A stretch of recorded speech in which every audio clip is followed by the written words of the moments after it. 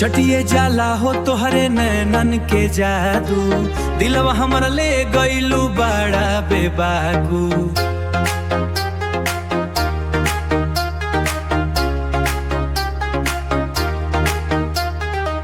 चटिए जाला हो तोहरे हंसी के कमाल, देखते ही हो जाला दिलवा बेहाल।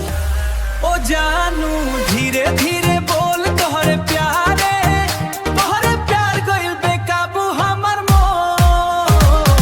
चटिए जाला हो तोहरे अंखिया के वार, दिनवा में समे रात भर प्यार, रात भर प्यार।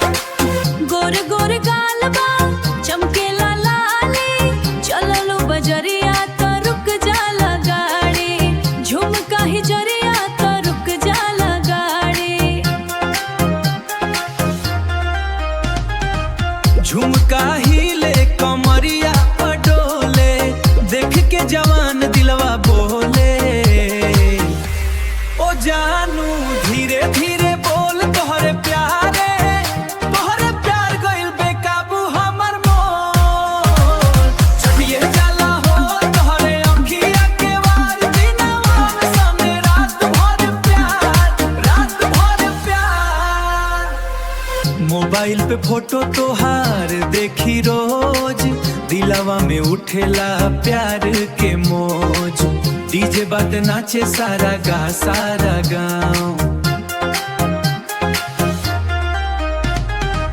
ई डीजे बाजे ता नाचे सारा गाँव। तोहर संग बीते ओ हर एक छाँव। अरे डीजे वाला बीट बढ़ावा हो, आज रात प्यार वाला धमाका हो।